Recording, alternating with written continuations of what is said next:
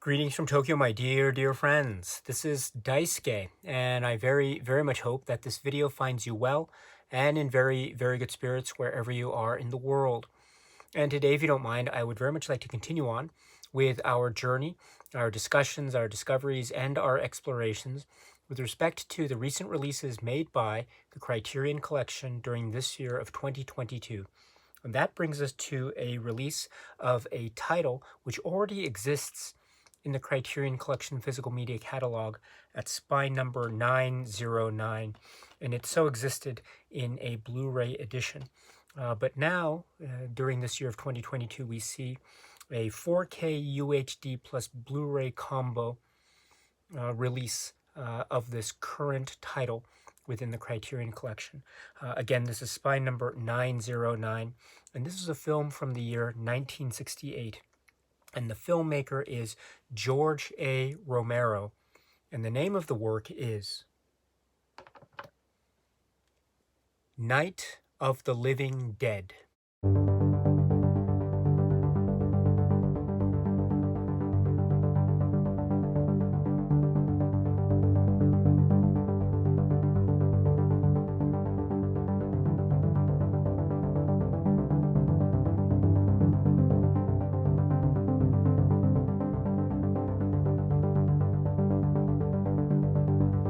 This is the classic film, horror film masterpiece, an icon of late 20th century American cinema, of independent cinema, of the cinema of George A. Romero. This is, of course, the iconic film, Night of the Living Dead. And what an iconic film, what an iconic story, what an iconic cast, right? Included in which are people like Dwayne Jones and Judith O'Dea and Carl Hardman, Marilyn Eastman, Keith Wayne, Judith Ridley, Bill Heinzman, etc., Kyra Shawn, etc. So it's a huge film in many respects, and it has such a lasting legacy and filled with so much impact. Of course, the components of the horror genre are on display with full gusto and energy and verve and shock and awe, as well as this type of temperament and sensibility of the late 1960s, and a type of independent filmmaking spirit and a sort of political counterculturalism that is also on display, which finds voice in many aspects of this film in terms of a cultural societal allegory that can be said to be part of the milieu, and also issues of race and race representation and race relations, as well as issues of class, and also issues of Cold War paranoia, as well as the rough and tumble, down and dirty, gritty horror that is part of this zombie or ghoul epidemic that is at the heart of this film, Night of the Living Dead, from George A. Romero and company. So with this, my dear friends, we have the Criterion Collection release here from the year 2022, this year. And as I indicated, this already exists in the Criterion Collection under a current Blu Ray set, which is what I have here. And I'll talk about this a little bit later in the context of this release at spine number 909. But this year, we have the occasion of a 4K UHD plus Blu Ray combo edition here from Criterion, which is what I have on the desk here. So let us talk about this in the context of this new release. But before we get into some specifics about the supplements and presentation, etc., let us talk very briefly, if we may, about the plot or story structure of Night of the Living Dead. It is a film which is seemingly starts with a sense of innocence and a sense of almost peace with regard to characters that we meet, and these are the characters who are Barbara and Johnny, and we understand that they're paying a visit to a grave, a cemetery, at the very start of this film. Well, this is the start, or the impetus, of a whole whirlwind or roller coaster events that occur, because all of a sudden we see that they are under attack by a mysterious menace, someone or something is, for whatever reason, wanting to attack and perhaps even to seriously injure or kill these innocent visitors. And herein lies a very frightening situation or scenario that leads to this sort of social tumult and chaos, which results in a type of retreat or escape to a nearby farmhouse out in the rural countryside here and Pennsylvania. And we also understand that the escape to this rural countryside farmhouse location is but the tip of the iceberg, because we also meet a number of characters that seem to be undergoing or have undergone very similar situations of terror and attack from this menace that is later described as being the menace of these ghouls, of this mob, or this seemingly wave of hysteria and mayhem and madness and murder. It seems to be going unexplained at first, but as the story progresses, we seem to be getting an idea that this seems to be something larger than one or two isolated incidents, but perhaps it is some kind of indication of a mass epidemic, some kind of widespread panic or alarm or chaos that has to do with the attacks of these ghouls, these attackers, these people who, or things who are reported to be committing these acts of murder and violence in various news broadcasts that we are privy to over the course of this film. But also we see those attacks head on quite directly, because indeed the farmhouse, which is what we mentioned earlier, out in this rural countryside location, seemingly in the middle of nowhere, might hold within it, and might hold for the people who end up retreating to it, a level of security and a level of calm and peace out of the chaos and mayhem that ensues on the outside and the exterior. But we also understand that that peace and calm might be short-lived, because the menace and the ghouls and the threat and the people or things that are committing these acts of mayhem or chaos or murder seem also to have their sights set on none other than the people that are trapped in this farmhouse. And therein lies part of the struggle between the outer world and the inner world that is setting the stage for what we can say to be this epidemic, the ghouls epidemic. That is at the heart of the horror genre aspect of this film, Night of the Living Dead. However, this is but one aspect of this film, shall we say, of Night of the Living Dead. Is it not? Because we also have a number of various themes or situations or discussions that are taking place within the context of this horror film. For instance, we have the dynamic of the characters that are found within this farmhouse. And as we say, we meet a number of them, one after the other, through a set of, say, plot mechanics that introduce each of these characters one at a time. And we get a little bit of the backstory and why it is they are finding themselves assembled in this particular place at this particular time. And within that dynamic, we have an emergence of, say, alliances and also rivalries.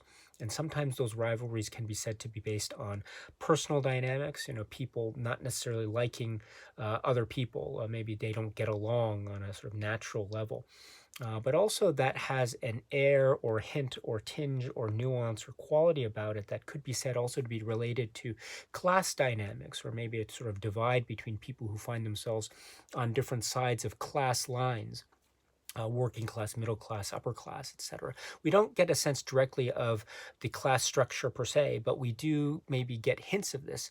We can get interpretations or senses of this as we meet these various characters along the way. And indeed, the class dynamics can be said to be broadly portrayed within the context of, say, the outer world, or the world of the chaos or mayhem or ghouls, as a sense almost of a type of violent revolutionary spirit on the one hand, and the old order.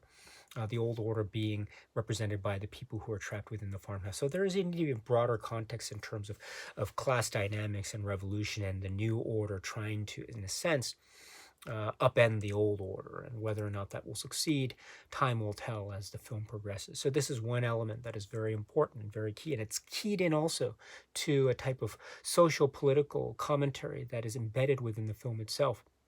Uh, there's a sense of societal chaos. There's a sense also of upheaval. There's a sense of the unknown. And this could be said to be linked to a sense of maybe chaos or confusion that is set in the late 1960s, especially in the context of late 1960s US or American politics and American society and culture. And so there is a sense of a type of culture and counterculture, but there's also a sense of say, political-based unrest, as well as a sense of the leadership mechanisms that may or may not be successful or that might fail at times of crisis, and what that means for society writ large. And as we see that play itself out in the context of the farmhouse and the people who are trapped within the farmhouse, as this mass chaotic structure seems to be attacking upon them slowly but surely. And so there is a political dimension to this film as well.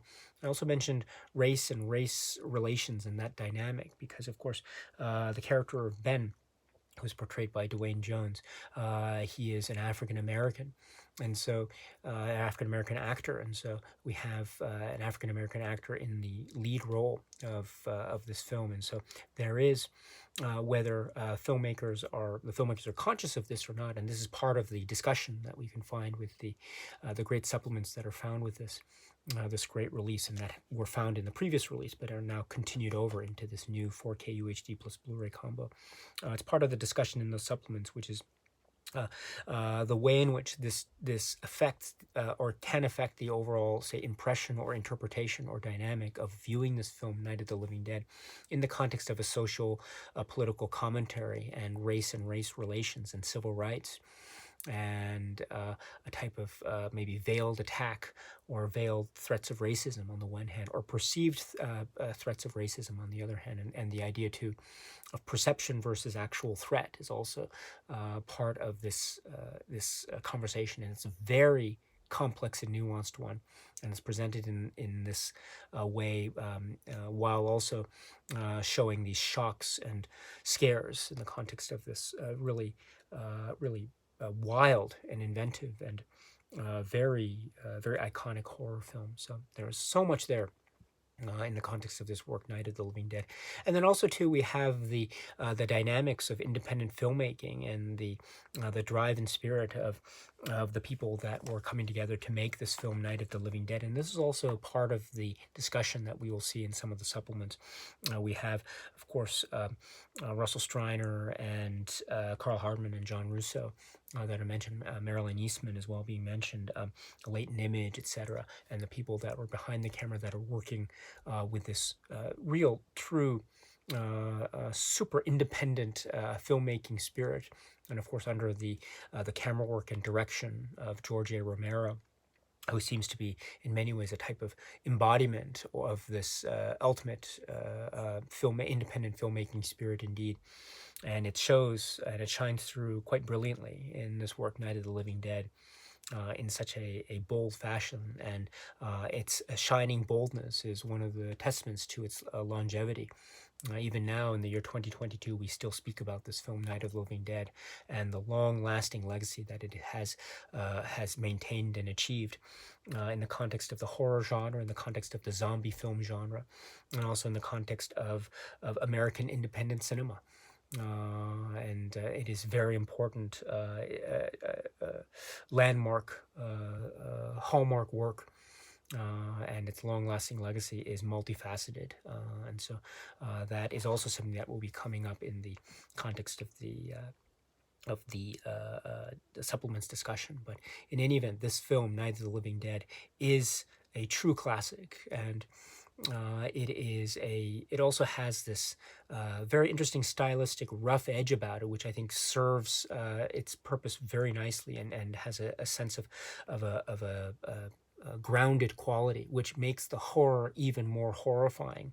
And also too, we see the ways in which characters are trying to create strategy and to try to debate and to figure out what is the best course of action in this chaotic situation. And this leads to certain issues of tension between and among characters as to how to approach this issue, and what to do with the farmhouse, and how to fortify various aspects of the farmhouse, windows and doors, etc.? Or are there other ways to protect oneself in this given situation? Not to mention the fact that there is risk of injury, there is also risk of threat and death. And then also this idea of not only the growing menace outside, but what is the hope of escape? What is the next step? Is there anyone that's going to come to their rescue? Or are they out to fend for themselves? And if that's the case, then are they truly alone? And what is the cause of this epidemic? What is the cause of this mounting chaos that seems to be an all-encompassing threat against the people trapped within the farmhouse? There are these and other mysteries that await those who are going to watch this film, Night of the Living Dead, for the first time. And if you are indeed one of them, if you are indeed someone who has not yet seen this film, this is a wonderful opportunity, my dear friends, to be able to watch this film, Night of the Living Dead, in the context of this Criterion release, and perhaps in particular in the context of this new 2022 4K UHD plus Blu Ray combo edition, which is right here, of this classic film, again from 1968, from the iconic filmmaker George A. Romero. And it is, of course, this film, Night of the Living Dead. Okay, so the Criterion Collection, as mentioned, has released this film, or re-released this film, Night of the Living Dead, under this new 4K UHD plus Blu Ray combo edition at spine number 909. I should mention once again that it already exists in the Criterion Collection at such spine number with this, for example, this Blu Ray edition, which is what I have. As you can see, there are already some differences in terms of the packaging. This earlier Blu Ray edition, which I have, is the Digipack format, which is this cardboard casing, which is very nice, with the interior compartment housing the 2-disc Blu Ray set as such. And we'll talk a little bit about that. Here with this new 4K UHD plus Blu Ray combo edition, we have the same, or what I understand to be the same setup in terms of the Blu Ray discs. We have 2 Blu Ray discs inside, but also we have featured, we have the 2 Blu Ray discs on this side, and then the 1 4K UHD disc on this side. And then I've already taken the liberty of removing the insert, but the insert would be housed with these 2 clips on this side, just over the 4K UHD disc right here. So that's where the insert would be housed. It's in this plastic casing, which is, again, different from the Digipack casing, and I'll talk a little bit about that later over the course of this video. But before we get to that, I should point out that, again, this is purporting to be, or this is a new offering or a new alternative in terms of the format options from Criterion. Just a word about the restoration, which is mentioned in this fold-out poster type insert, which I'll again talk about a little bit later. It states about the restoration: Night of the Living Dead is presented in its original aspect ratio of 1.37 to 1. This restoration by the Museum of Modern Art and the Film Foundation, with funding provided by the George Lucas Family Foundation and the Celeste Bartos Fund for Film Preservation, was undertaken from a digital transfer created in 4K resolution, etc., from 35mm original camera negative, etc. So, and it does go into information about the source elements, etc. So, this is the basis for the restoration, and indeed, the restoration, the 4K digital restoration, was, I understand, the basis for this earlier release. But now we have the format option of seeing it in the 4K UHD format as well as the Blu-ray format. So, what does that mean in terms of say, the differences between what we had previously versus what is being offered now? So I have seen this film so many times over the course of my life. I've seen the film on VHS, I've seen the film on TV, I've seen the film broadcast many times, I've seen it on many different rentals, I've seen it on a number of DVDs that I've been able to own, all the way up to the most recent release until now, of course, that being the 2017, 2018 era, circa 2017-2018 release of Night of the Living Dead, the Blu-ray. And I mentioned 2017 because the supplements are credited as being created in 2017. And those supplements are carried over to this new release here. So yes, so, and I was and continue to be very impressed with the Blu Ray presentation, this 4K digital restoration on the Blu Ray format. I thought it looked and sounded crisp and clean. And of course, Night of the Living Dead as a viewing experience, at least from my vantage point, seems to be one where it benefits from a type of roughness to the edges, or a type of grain quality to the black and white imagery that lends a sense of depth and a contrast to the shadows. And indeed, shadows are very important when one watches Night of the Living Dead, in terms of the contrasts and the way in which, for instance, trees, shadows of trees and leaves fall onto the faces of various people who are outside as day turns to night, or the way in which rooms and enclosures are made even more claustrophobic thanks to this grainy, shadowy substance within the photography itself, or the way in which shots show depth.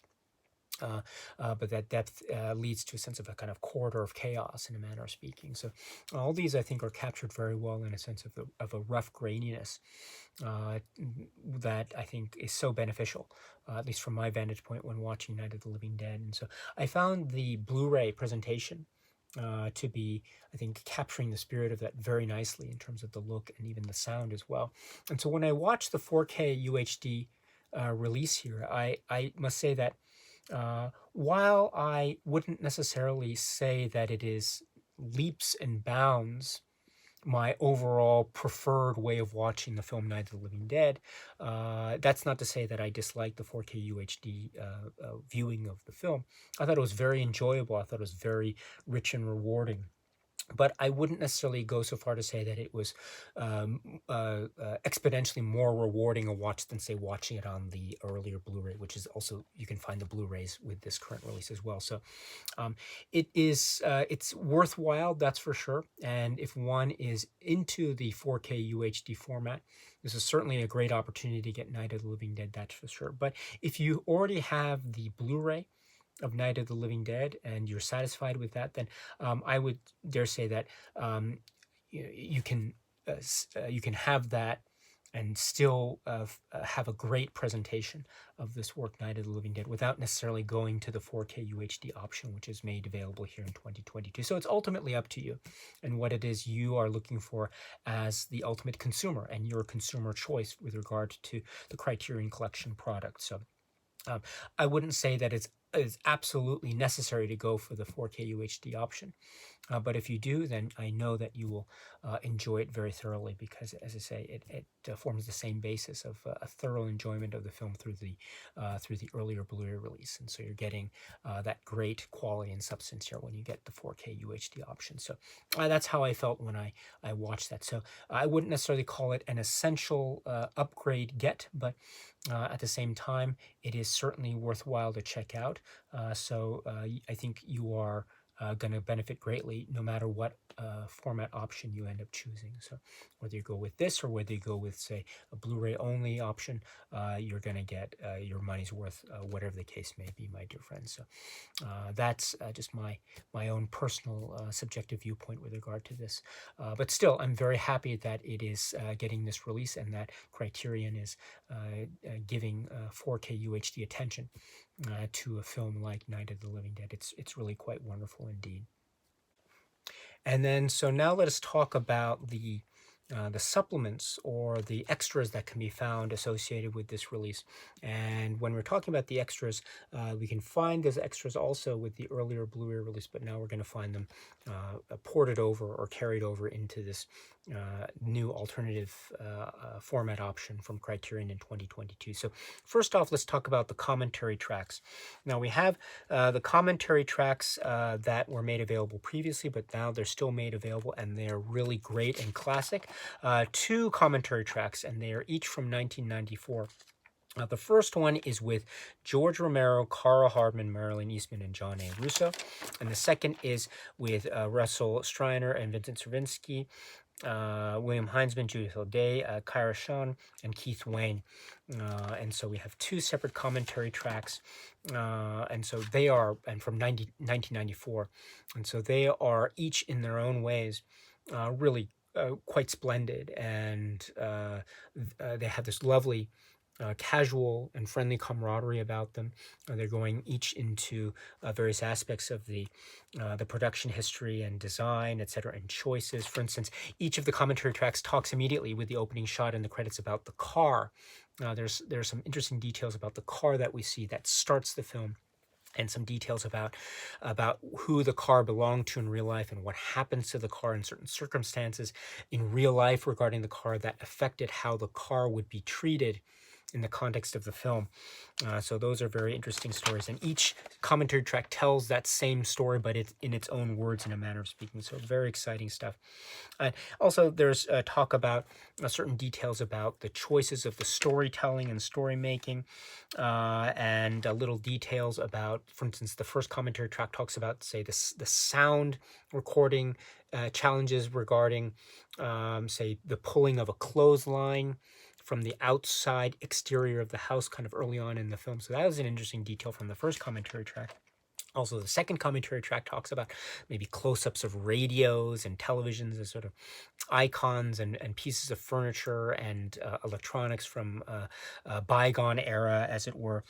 And so, and then also they talk too about, for instance, the first commentary track with George Romero talks about working with the camera, working with the lenses, and trying to get this sense of shooting style and the use of film, etc. And also the concept of black and white photography. And there was an anecdote that came up about a certain funding that was injected into the film production somewhat early on, and that gave the opportunity for consideration as to whether to continue with black and white photography or whether to go with maybe more color stock. But it ended up being black and white is the way to go.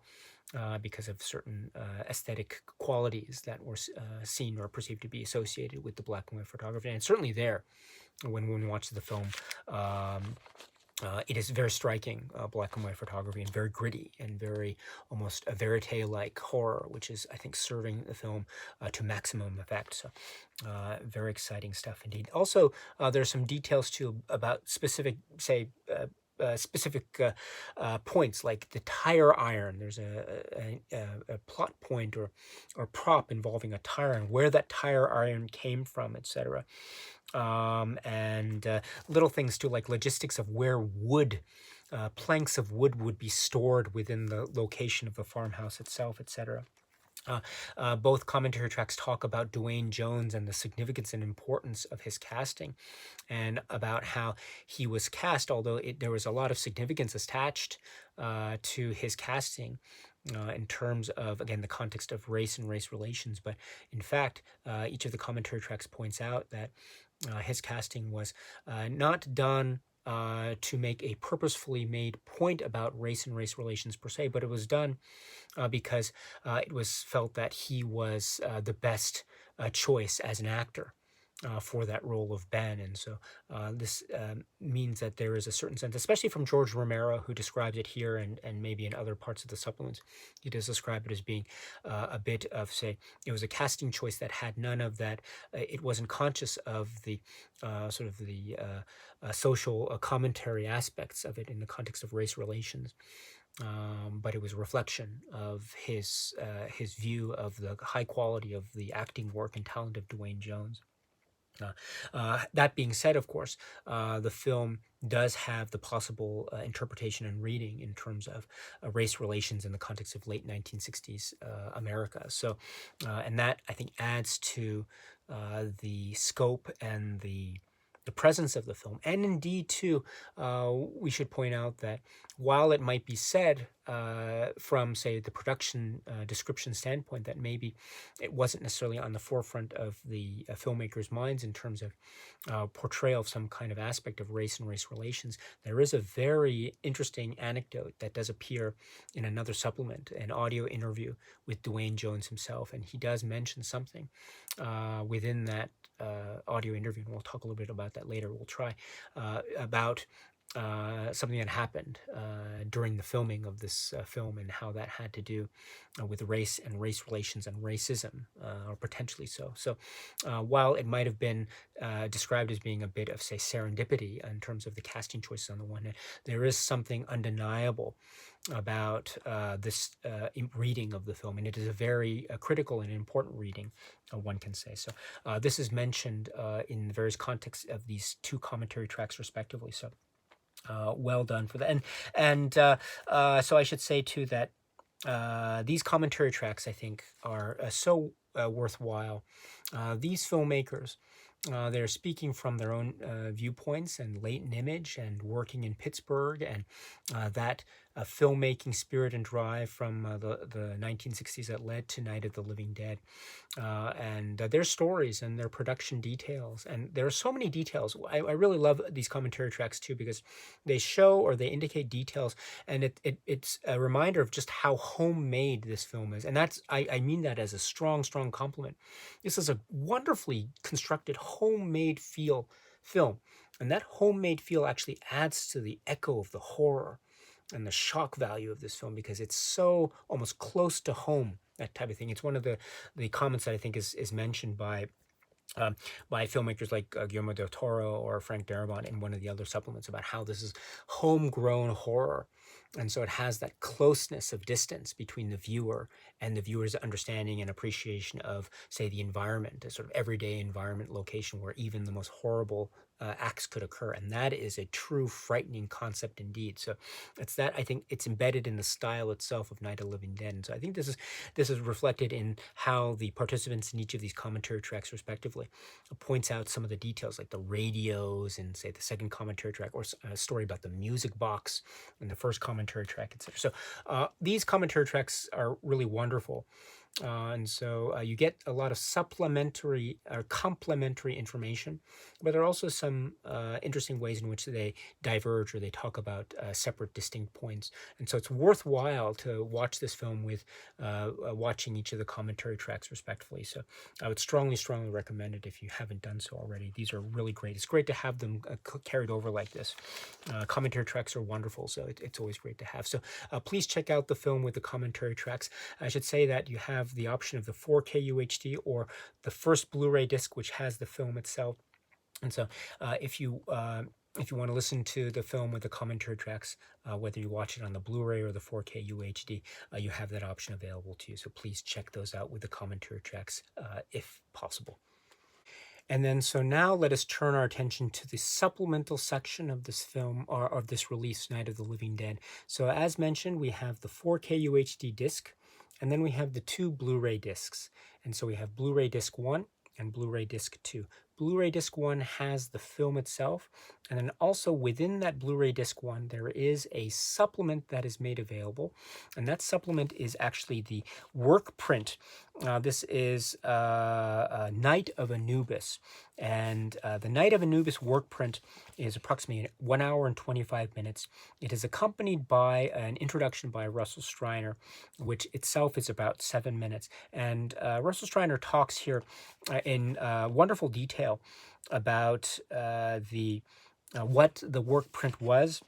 It was a 16 millimeter work print, which was a sort of uncorrected work print. It was reduction from the original 35 millimeter camera negative, and the reason why, according to him, the reduction was necessary for the purposes of the work print from the 35 to 16 was because the editing equipment that was made available to them was 16 millimeter formatted or fitted editing equipment. That's according to Russell Streiner. So that's why it was needed to have this work print. And so based on this work print, then we could see the editing choices that were made on the spot, as it were, or things that were tried, things that were experimented with, or things to do with rhythm and pacing and timing and fades and the like. And so we see these various markings and various points in which edits are made or contemplated within the context of this work print, as Russell Streiner describes it in his great introduction. So it's a wonderful, almost primer to the world of editing. especially for someone like me who I'm not an editor and I don't have the direct expertise of editing. So I don't know all these details when it comes to the editing process. So getting this introduction and watching the Night of Anubis work print itself is very illuminating. It's wonderful indeed. There's also the alternate opening title, which is part of it because of Night of Anubis being used. There's also some discussion about why this title Anubis or Night of Anubis was being used for the work print. Very interesting. There's also some differences with the final version of the film, as explained in the submenu portion of this. There's, for instance, it's described as the part of the second reel is missing, and indeed, when you watch the film, you'll notice, or the Night of Anubis work print version, you'll notice there's a little bit of a jump between a certain event that happens and suddenly goes to an event that happens later. So there's stuff in the middle that's missing. Not a lot, but there's a significant jump there. And so there are also some shots that you might notice that are in the Night of Anubis work print, but actually are not present in the final version of the film. So that is also interesting to see what changes were. There aren't that many in terms of a quantity, but when they do appear, they are quite noticeable. So this is very interesting stuff indeed. Also, you can see too that there are some famous edits within the final version of the film itself, Night of the Living Dead, and you can see what the genesis of those edits were.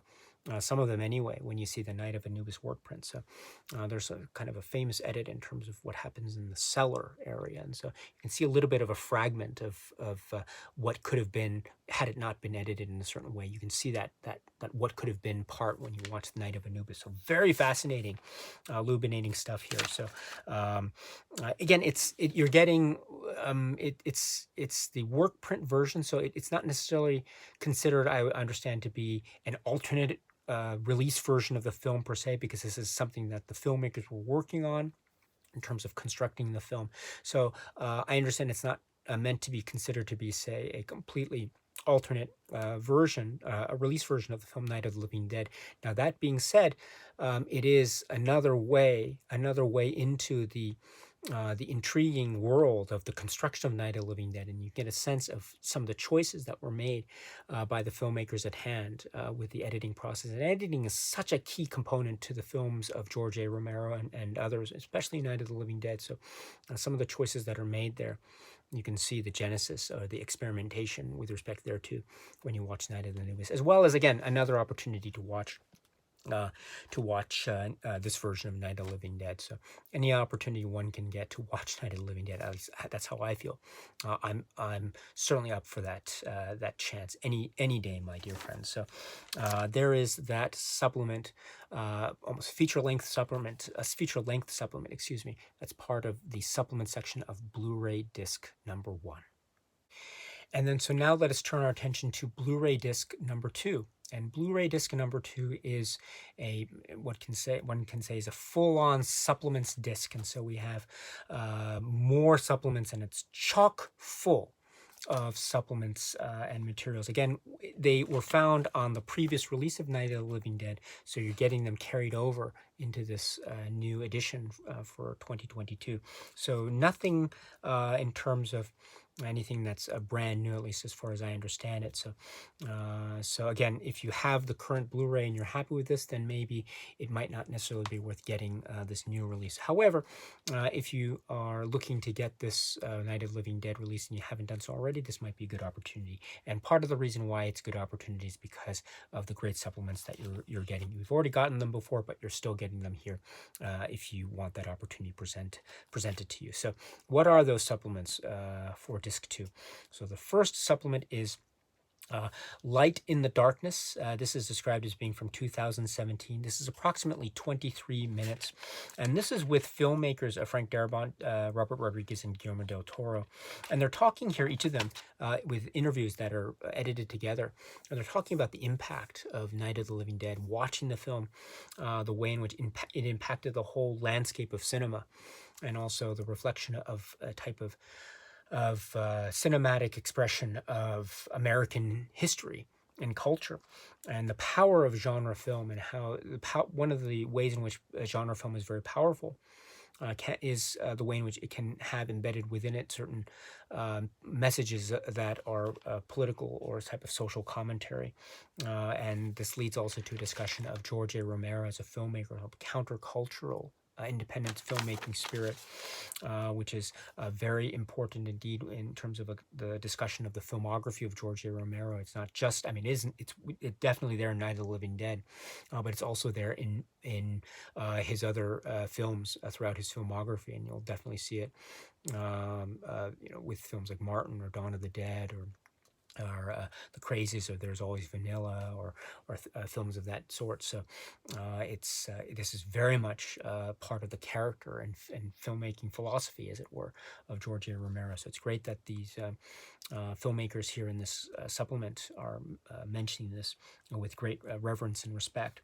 And also there's discussion too of I Am Legend and the concepts of cannibalism and the expansion of cannibalism and the context of everyday America or Americana, and that adds to the echo of the horror and the impact of this film.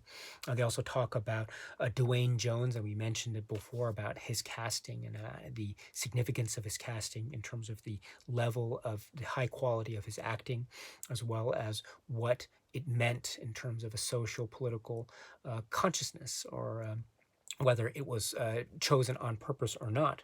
That reading and that interpretation is still there, very important in that way, or one of the reasons why I think Night of the Living Dead is very important in that respect. And then also these filmmakers talk about certain artistic choices of the film, the library music. One of the great strengths of this film, Night of the Living Dead, is the use of the music, and we'll talk about that with another supplement, a great supplement a little bit later. But the library music choices are so spot on and so chilling. And I love a phrase too. I think it's Frank Darabont who talks about the filmmaking independence of this film, and this film was made with a lot of heart and soul. He says it was made with guts, and I really love that phrase. This film was made with guts, and what better way to describe the making of this film, Night of the Living Dead, than to say, right, this film, Night of the Living Dead, was made with guts. I love that phrase. So, in any event, we have this great supplement, Light in the Darkness, approximately 23 minutes. And then continuing on, we have a section which is called Dailies. And this is, the dailies themselves are 18 minutes total, but this is also preceded by a brief introduction, approximately 3 minutes, by Gary Striner, and talking about the dailies and what they are, and the search for the dailies. There was some search to try to find certain cut scenes or cut elements of scenes. And while that might not necessarily have been successful itself, what was found in that endeavor were some dailies and alternate takes and maybe deleted scenes of shots of certain sequences of the film, such as something to do with maybe the ending of the film, or certain aspects within the farmhouse, etc.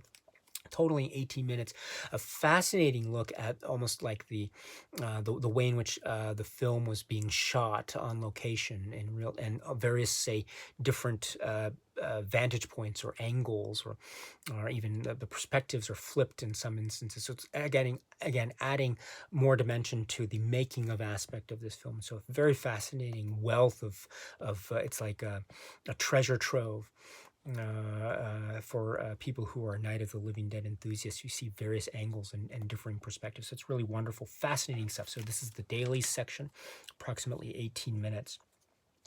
And then continuing on, we have Learning from Scratch. This is a 2017 supplement, approximately 11 minutes. This is a one-on-one interview with John Russo, who is, of course, a very important player in the context of the making of Night of the Living Dead, of Latent Image. He also appears in the film Night of the Living Dead in a very memorable role. And so here he is talking one-on-one about the Latent Image and about his aspirations to becoming a filmmaker and working with George Romero and others. And also he talks a little bit about his military service background, but also how he still maintained aspirations and ambitions to become a filmmaker or an artist, and that led to working in Pittsburgh working in commercials, and how now it's very famous when there are documentaries about the latent image. There's this they show a number of commercials, for instance the Calgon commercial, and so that gets a lot of play here, and for good reason too, because it's shown as an example, as John Russo is speaking about his film school. And this was his film school education, and learning on the spot, as it were, and the skill set that he was learning while making these commercials as part of the Latent Image project team, and others. These and the productions. These were, of course, paving the way for the filmmaking spirit that would accompany him and other artists as well when making Night of the Living Dead. And so the understanding of use of lenses, wide-angle lenses, the use of, say, perspective and angles, etc., and also the importance of creativity and the means of creativity in order to try to reach audiences. And so the idea too of making something that is not just for the filmmakers per se, but also something that has a message or resonance that will reach out to audiences. And this is kind of the ultimate mission, say, of the mission of making commercials. And so I think that type of almost commercial aspect, and I mean that in a very positive way, that type of commercial aspect, I think, is carried through when John Russo then talks about the making of Night of the Living Dead. So this is an incredibly important figure, John Russo, in the context of Night of the Living Dead, a latent image, and this independent filmmaking spirit in the eastern United States. So Pennsylvania or Pittsburgh. And so very important, and this is a wonderful conversation. I'm glad it's still made present here. So this is the conversation with John Russo from 2017, Learning from Scratch. And that's not all, because the supplements continue with what's referred to as TV newsreel, and this is approximately 2 minutes. And sort of VHS rendering of B-roll 16mm film from Bill Cardill, and with sort of added music supplied on. But here's almost like a behind-the-scenes making of, behind-the-scenes footage. It's approximately 2 minutes, so it's relatively speaking somewhat brief, but again, another fascinating glimpse into the making of aspect of the film. So I'm glad this is included here. So this is what's referred to as TV newsreel. And then the next supplement is called Walking Like the Dead. And this is from 2017, and created by Jim Serenella, excuse me. And this is approximately 13 minutes. And these were excerpts of interviews with participants of the film Night of the Living Dead who played maybe supporting characters, or they may have played ghouls, or extras, etc. And so we have various excerpts from interviews that were shot, according to this, for the 2009 Autopsy of the Dead, and they're assembled here in this 13-minute overall, say, interview excerpted supplement, which is very fascinating. So we have many people who are participants in the film. For example, we have Bill Heinzman, who's interviewed for a bit. Kyra Shawn is also interviewed for a little bit. And they talk about the wardrobe, they talk about the extras, they talk about being cast, and they talk about other choices, the direction or choices that they made, and aspects of, say, working with some special effects, etc., etc. So very fascinating stuff. Walking Like the Dead, approximately 13 minutes. And that's not all, because then we get Tones of Terror. This is also from Jim Serenella again. This is from 2017, approximately 11 minutes. And this is a brilliant supplement. This is one of my favorites from the earlier Night of the Living Dead Blu Ray release. I'm so glad it's still here. It's still one of my favorites. And this is one of my favorites because it's talking about one of my favorite aspects of the film, which is the music, the capital 8 high Q library tracks. And so Jim Serenella goes into great detail about the history of this library of musical cues, what it was, where it came from, how Carl Hardman and George Romero came about to use them, and then talking about specific examples of the use of these library tracks, and how Night of the Living Dead wasn't the only film that was relying on, say, this source of library music. There were other say science fiction films or B films that were relying on music from or the same or similar source track music. However, Jim Serenella makes a great point, which is how George Romero and Carl Hardman and company seem to have had a slightly different approach in terms of the use of music. For instance, he mentioned how George Romero tended to use the music more or less unaltered.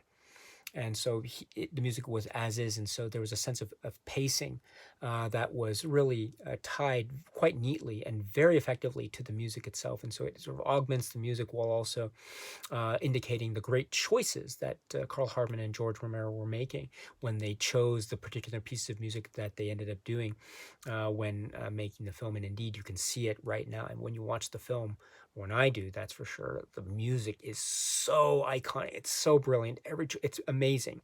Absolutely amazing. So this is a wonderful supplement, great breakdown into the use of music, which is one of the key aspects of the success of Night of the Living Dead, in my view. So Jim Serenella's supplement here, it's great that it's carried over. It's still one of my favorites, so please check it out if you can. This is called Tones of Terror from 2017, approximately 11 minutes. And that's not all, because we still have more. We have Limitations into Virtues. This is an 11-minute or so visual or video essay. And this is from Tony Zhou and Taylor Ramos, which is Every Frame a Painting. So they talk here, Every Frame a Painting, video essay here is talking about various aspects of the shooting style and the editing style of this film, Night of the Living Dead, talking about maybe a sort of commercial shooting, latent image and shooting commercials. Maybe there's this aspect of the commercials embedded within the style of Night of the Living Dead, which is a very interesting aspect too. They talk too about concepts of calm versus chaos, symmetry versus asymmetry, and how that's often reflected in fixed camera shots versus handheld chaotic shots, and how that is reflective too of calm within the story itself versus chaotic moments within the story itself. And when there are moments or mentionings of ghouls and flesh eating and violence, sometimes the symmetry becomes skewed and becomes off balance. And so this is a type of consistency or a visual cue that Every Frame of Painting is indicating here. A very effective argument, I think. And also they talk too about lengths of shots and editing as being a game. And I love how they described here a game in terms of luring the viewer into a false sense of security. Very exciting stuff. And also they talk, quote unquote, about mistakes, about, say, framing or editing or shot composition. But in fact, those quote unquote mistakes actually work to the advantage of the film. Shots within shot, jump cuts within moving action. But that adds to a sense of dynamism. And that dynamism too is way in which dialogue is edited into the film. It's of how that creates its own sense of pacing. So for these and other reasons, this Limitations into Virtue, Every Frame a Painting video essay is well worth checking out. It's really great. So 11 minutes, so please check it out if you can.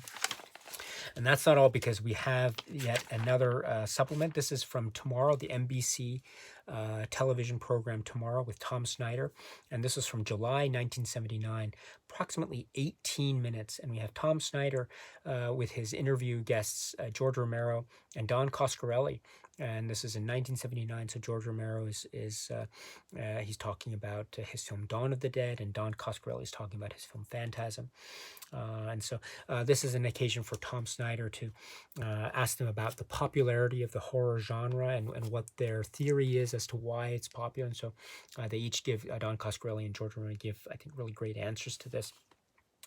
And the idea too about horror or scary moments shown or embedded in fairy tales, and so one can say that watching horror films is almost like a return to childhood, etc.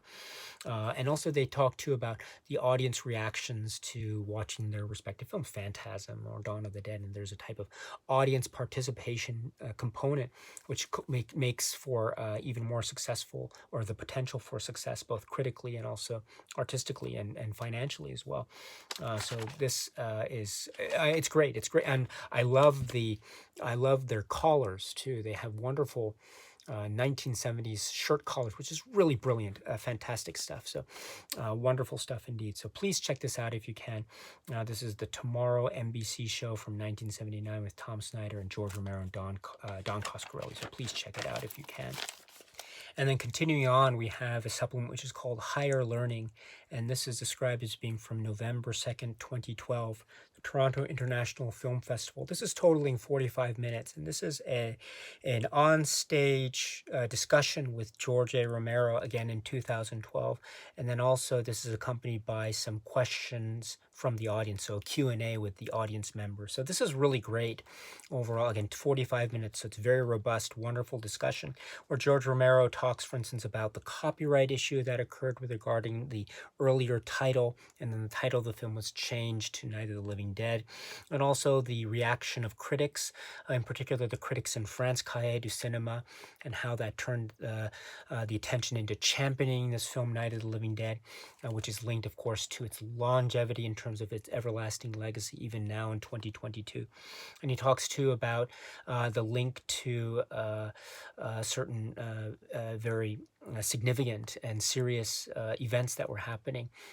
For instance, Martin Luther King, and the timing of the initial showing of Night of the Living Dead, etc. And he also speaks to, in the context of the Q&A, regarding the black and white photography, also the creative process, the approach to, for instance, female characters in his various films and his other films in the so-called Dead trilogy or Dead films, other films being Dawn of the Dead and Day of the Dead, respectively. The use of the word zombie, this is very important as well. The phrase ghouls, or the phrase attackers, or the menace, and of course the use of zombies comes a little bit later in the context of maybe George Romero's filmography when it comes to this type of genre. And also talking about filmmakers, Orson Welles comes up, a zombie renaissance, as it were, in the context of 2000, cinema from the 2000s, etc. So wonderful stuff. This is great. Again, another robust supplement, so it's well worth checking out. Again, Higher Learning. This is Toronto International Film Festival discussion with George Romero from 2012. This is totaling approximately 45 minutes. Great stuff. And then we continue on with an audio interview, which is described as being from December 1987. And this is with Duane Jones, approximately 21 minutes. It's an audio interview, but we have pictures that are accompanying this audio interview. And I mentioned this earlier in this video discussion, and this is really great. Again, Duane Jones, one doesn't get to hear a lot of his interviews.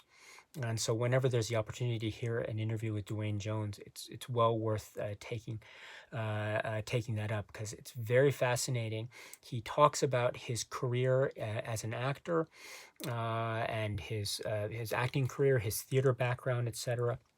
And also, he does talk about his dealing with or reckoning with the legacy of Night of the Living Dead. He mentions, on the one hand, how he's very grateful for the opportunity to have been a participant in the making of this film. However, at the same time, he does mention that one can sense a certain degree of, I don't know if frustration is the right word, but there is a certain degree of how he is trying to, as I say, reckon with the legacy of Night of the Living Dead, and how people that he meets might perceive him as being the person from Night of the Living Dead, but in fact he regards himself as being an actor with a very distinguished career and pedigree, and so and very rightly so. And so it's a very fascinating consideration to make. This was one part of Duane Jones's own trajectory and career. So I think that is something that it's something that is to be respected, and so it's wonderful to get that perspective from it. I wouldn't call the interview maybe a negative take on Night of the Living Dead. On the contrary, but it's about he's working on Night of the Living Dead. He mentions some wonderful anecdotes about working on Night of the Living Dead. There's an anecdote he mentions about a butterfly, for example, or a moth or butterfly that he mentioned, but it actually turns somewhat ugly. But it's something that he uses to recall some friendships that he had on the set. And so I wouldn't call his take on working on Night of the Living Dead negative. On the contrary, he describes it as being very positive, but then he speaks about dealing with the legacy of Night of the Living Dead. And so I think there's a distinction to be made there.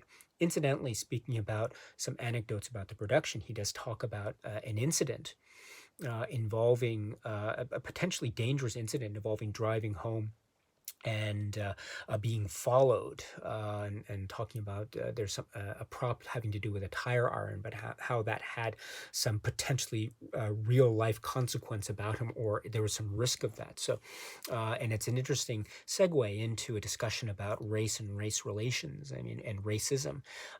There was talk of, in some of the earlier supplements about how the choice of casting Dwayne Jones did not have anything directly to do with the fact that he was an African American actor.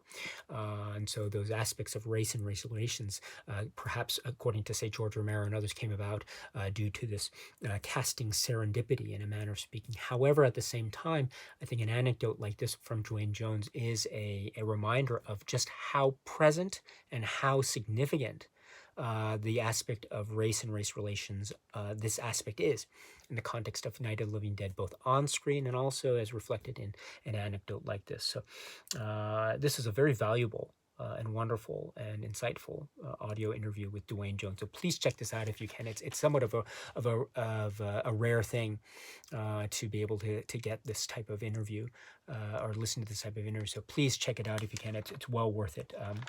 It's approximately 21 minutes. And that's not all, because then we have another interview. This is from 1994. This is approximately 10 minutes, and this is with Judith Ridley. And here we have, of course, Judith Ridley is playing Judy in the film Night of the Living Dead. So she talks a little bit about getting the role, some of the background, and her career as an actor, and what happened to her, in terms of her personal life, and how that affected her. Maybe had some reasoning behind some of the choices she made in terms of her acting career. There was her appearance in There's Always Vanilla, and other George Romero work, and the like. So this is very pleasant, very lovely, and wonderful interview with Judith Ridley, again from '94. So please check this out if you can, approximately 10 minutes. And then there is a very brief 32-second Venus probe newsreel from 1967, Mariner 5 spacecraft. And so this, of course, the Venus probe is a very integral part of the film in one way, in terms of well, let me say it is part of the plot, in a manner of speaking, for Night of the Living Dead. So it's interesting to get this newsreel footage, 32 seconds from '67. So please check this out if you can. And then continuing on, we have a section which is called trailers. And so this has two trailers. This is the 1968 trailer and then the 2017 trailer. I must say that the 1968 trailer is one of my favorite trailers ever. It's that da-da-da-da-da, Night of the Living Dead. It's that trailer. I love that trailer so much. I mean, it does give certain bits away, and there's some sort of scenes from, say, the ending climax of the film and actually see in the trailer itself. So it could be said to be somewhat spoilery, that's for sure. But I love the music. I love the piano sting, da-da-da-da-da, and the gravity of the music that's being. So it's one of my favorite trailers. So I'm glad it's included here. So that's the '68 trailer plus the 2017 trailer. And then the next section is the TV spots, 20-second TV spot and the 60-second TV spot. And then the next section is the radio spot. So there's the 68 30-second spot, 68 60-second spot, and then there's a 1970 re-release 1, and then 1970 re-release 2, and then 1970 re-release 3. So the radio spot. And this rounds out the super packed Blu Ray Disc 2 supplemental package that's part of this release. Again, carried over from the earlier great Blu Ray release, but now we have those great supplements now part of this new release for 2022. And so now let's turn our attention to the packaging. As I mentioned it before, that the earlier Blu-ray release, which is right here in my hands, this was the Digipack format. And so you had the outer casing containing the inner casing, and I love the inner casing here, which it had this the cardboard packaging. I know digipack formats are not beloved by all, and I understand that, but I am a fan of the digipack casing. I think it really is cool. And while I'm totally okay with the plastic casing, there's something part of me wishes that they Criterion could have if they had used the digipack format for this 4K release. I think it would have been really cool. I mean, we did see that format used, for instance, with other, not all, but some other 4K UHD releases from Criterion. So I know it's not necessarily outside the realm of possibility per se, but still, that being said, the plastic casing here for the 4K UHD is perfectly serviceable, and it has a functionality and practicality to it, which I understand. So I'm totally okay with it. Although a part of me wishes that they could have stuck with the wonderful digipack packaging from the earlier Blu Ray. But that being said, we have the great artwork that's continued over. I must say too that when you open the casing, of course, you have the discs that are here, but you can see the artwork when you remove the discs on the other side of the paper that is part of the cover art. So that artwork would have been visible when you take the inner compartment out of the outer casing from the digipack. So you see this artwork here and here being part of the inner artwork when you open the casing, except that you have to remove the discs or take the paper out of the plastic in order to be able to enjoy that inner artwork. So again, it's not impossible to see. Of course, you can see it with the removal of discs, etc. But just keep that in mind as well. Also, I should point out that just again to acknowledge the great artwork here. This is art director Sarah Habibi and Eric Skillman, illustrator Sean Phillips, designer Eric Skillman. I mean, this is one of the greats in my view. I really love this artwork, and I love the use of the font and everything. It's so cool. It's so vivid. It's so a part of the Night of the Living Dead style, and so it's great to have that. It has also that wonderful, almost comic book quality to it, which I think serves very well. It's very effective. So I'm glad this is still continued on. Now, the poster fold out is like so. And we have the poster fold out, which looks like this, which has an image on the back as well. So this is a poster type. I'm not a fan of the poster type, I must say, but this is something that we saw in the earlier Blu Ray release. I should point out that the actual folding of the, it's a very minor detail, but this new 4K UHD had the fold itself in such a way so as to see the printing of the essay, whereas the way in which it was folded for the Blu-ray release had the actual poster part on the outside. So with the So again, a very minor deal. I don't mind either way.